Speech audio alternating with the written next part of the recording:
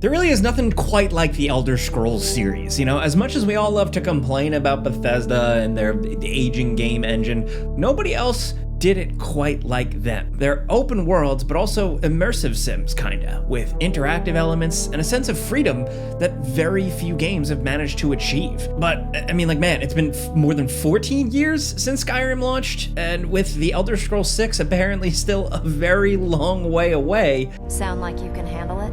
Fantasy fans and stealth archer aficionados are getting desperate just to get their fix for something.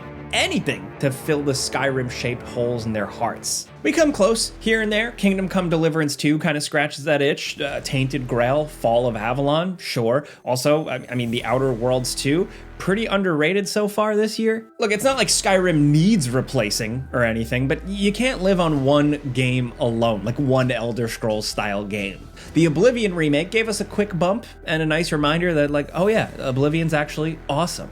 But it's not enough. There needs to be something legitimately new, and in the void left by Bethesda's absence here, new game developers and studios are moving in to respond to the demand. We wanted to make a video because this random game caught our eye. It's not sponsored or anything, but a lot of people have been talking about this trailer for Fatekeeper. This was announced back in August, but this recently released 8-minute official gameplay trailer gave us a better look at what this thing might actually be. And would you look at that, it's kind of like a bona fide Skyrim-like.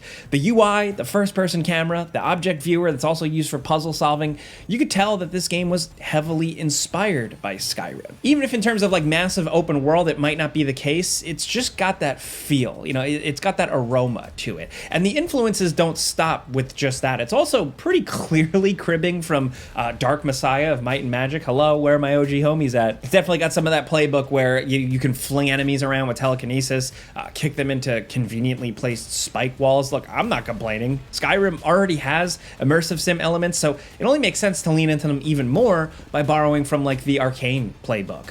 The game looks gorgeous too. That's a big part of this, in a way that like we've never really seen from an Elder Scrolls style game up to this point. If this is a teaser for what to expect with something like Elder Scrolls 6, then maybe the wait for the game will be worth it. If it actually looks kind of like this, maybe. The game is built on Unreal Engine 5 here and definitely looks it. It is maybe the best looking Skyrim-like game we've seen so far. There have been a few attempts at aping Bethesda's style, but many of the best are mods, not commercial games. Stuff like Enderal, Forgotten Stories, and the older Nerhim, At Fate's Edge, and Sure AI are some of the best attempts at making a Bethesda-like RPG, at least from like the fan crowds.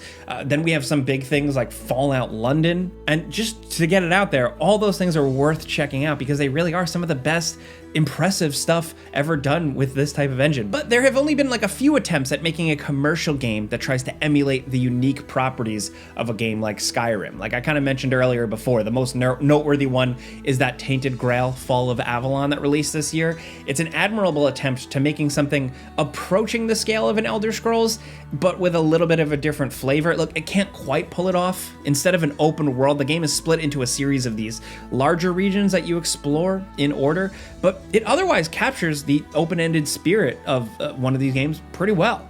It's a game that's a little rough around the edges for sure, but the developers clearly put a lot of heart into it, despite lacking that massive budget of like a AAA open world RPG. I did the before you buy on this one, check that out if you missed that game. But this, going back, Fatekeeper, for as impressive as it looks, it sounds like it's going to be similar. This game, at least, has the backing of THQ Nordic, though, so there's some actual publisher money behind it. But the dev team has no other game to their credit, nothing that we can find. We can't also say for certain how linear this game is going to be, but it is going to be linear to some degree, so it unfortunately is not going to be a full open world. They're pretty cagey about it on the Steam page, but on the game's official website, you can find this quote here.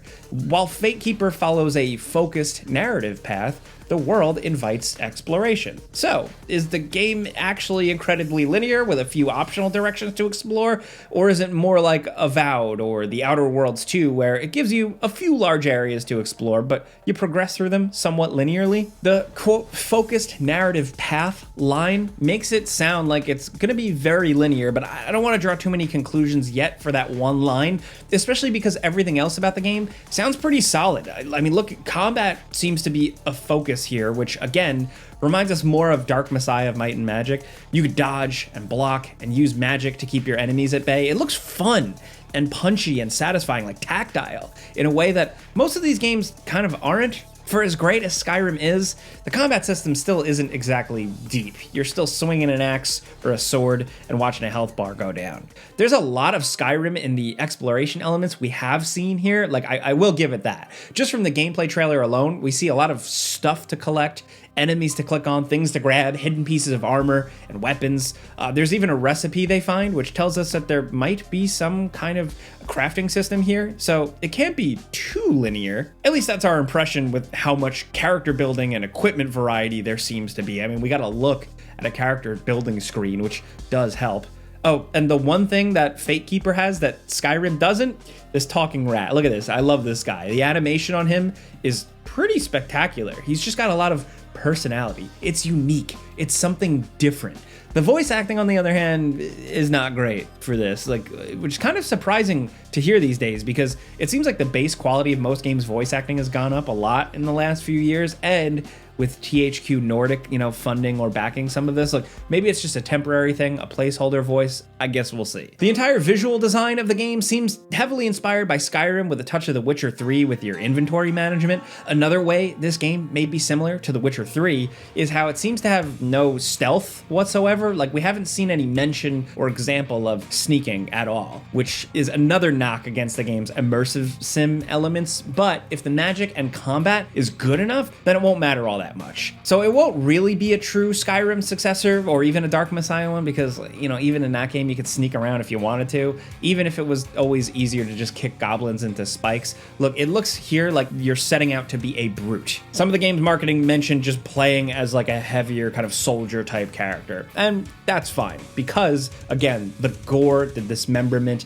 the tactile nature of the combat seems good here. It's unfortunate that the actual scope of what you're doing seems to be limited, because otherwise, from what we've seen, the game looks very impressive. I mean, just from the pre-release material we've seen here, it's got a wide variety of pretty detailed environments to explore and cool looking enemies to fight. The combat looks satisfying, and the Skyrim stuff is charming, like having to actually equip a torch to see in dark areas, for example. There's definitely something here, and finally, it's nice to see a flashy trailer with good graphics that doesn't feel like a Steam scam game. I mean, we can rest a little bit because THQ Nordic is backing it, but just because a publisher is behind it doesn't mean it's going to turn out amazing. We don't know yet. At least it still looks like an RPG too.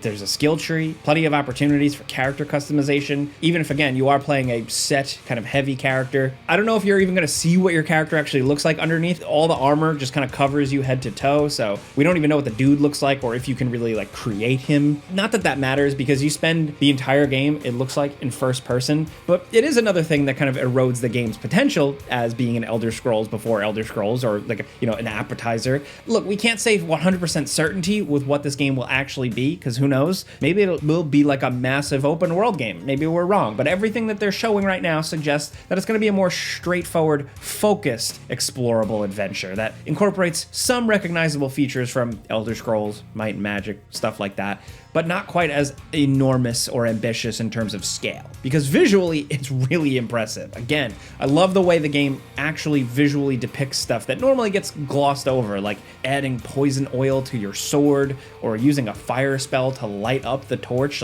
Actually, there's animations for that. The fidelity here looks extremely impressive and just makes us excited to check it out, even if calling it the next Skyrim is probably setting up people for disappointment. Look, the sad reality is that there's nothing quite out there like those games, and they're seemingly very hard to make, but we're always on the lookout for games to scratch that same itch. The big Obsidian ones are almost there. Even the fan-made ones are still a little bit more linear than I'd like, but from everything we've seen of Fatekeeper, it looks like it could be a really fun and visually impressive action RPG. But seeing clips and screenshots go around online with people saying oh man, they're beating Bethesda at their own game, look at this Skyrim style game, I think it's probably not going to be anywhere near as big as the next Elder Scrolls. That's not me being a downer, that might be the truth here. And that's not necessarily a bad thing either. Sometimes games don't need to be these massive, endless things. Sometimes a more focused, linear game is exactly what players can be looking for, especially if it's really good. So while it might not replace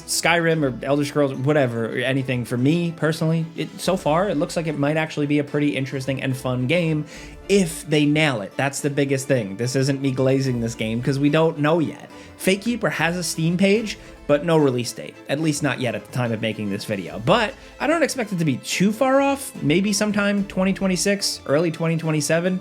It's far from the only action RPG releasing in the next year or two. There's some big stuff like Crimson Desert, of course, The Witcher 4 coming at some point, who knows when, but this looks like something a little different and might just manage to distinguish itself among the crowd whenever it does actually come out, especially for maybe some old school gamers. But let us know what you think. Did this game catch your eye? Do you like a game where you can just play as a heavy brute and swing a big claymore and chop dudes' legs off? Were you hoping for this to be a big, massive open world game? Maybe it still could be, who knows? Let's talk about this game down in the comments, because we've seen some interesting chatter about it, so it could be an interesting conversation. But hey, let's talk anything about Fate Keeper and anything else down in the comments.